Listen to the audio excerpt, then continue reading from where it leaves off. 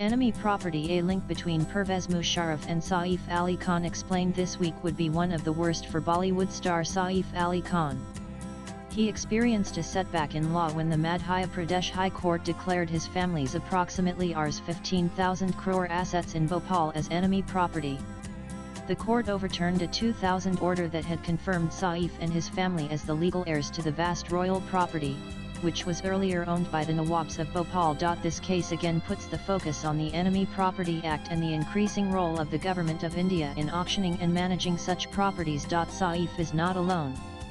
Pakistan's former president and army chief Pervez Musharraf's property too was auctioned under the same Enemy Property Act. Enemy property is property abandoned by those who emigrated from India to Pakistan or China following the partition of India in 1947 or subsequent hostilities, particularly the 1962, 1965, and 1971 wars. The Enemy Property Act of 1968 was enacted by the Indian government, under which these properties are acquired and controlled by the Custodian of Enemy Property for India (CEPI), an organization under the Ministry of Home Affairs. These assets cannot be claimed, transferred, or inherited by relatives residing in India, particularly after significant legislative amendments provided in 2017, which consolidated the Act. The Enemy Property Amendment and Validation Act, 2017, was a game changer.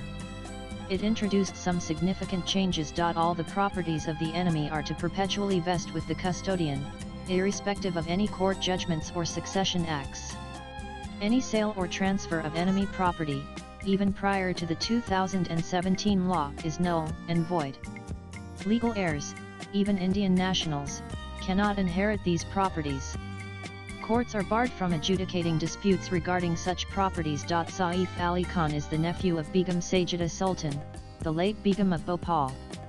She inherited various royal properties in Bhopal after her elder sister, Abida Sultan, emigrated to Pakistan in 1950 and became a Pakistani citizen. In 2000, a trial court had ordered that Saif, his mother Sharmila Tagore, and sisters be allowed to inherit properties such as Flagstaff House, Noor Sabha Palace, which is now a luxury hotel, Dar Salam, Hababia Bangla, Ahmedabad Palace, and Kahfiza property. But in July 2025, the Madhya Pradesh High Court overruled that decision. It ruled that since Abida Sultan had emigrated to Pakistan, the whole estate was enemy property under the 1968 Act. The HC directed a new trial in the district court within 1 year. In the meantime, the custodian of enemy property can take over the properties for administration or auction. One of the most high-profile cases was that of Pervez Musharraf, a former president of Pakistan.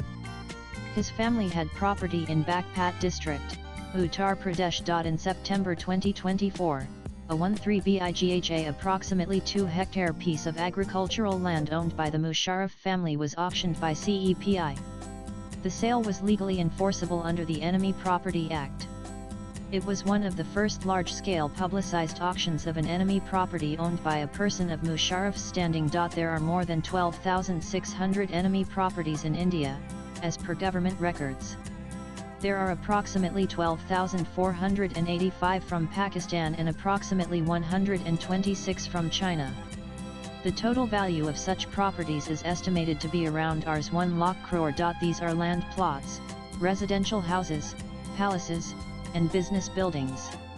The big states with enemy properties are Uttar Pradesh, West Bengal, Delhi, Maharashtra, and Madhya Pradesh. CEPI has sold hundreds of properties throughout India, primarily agricultural and residential real estate.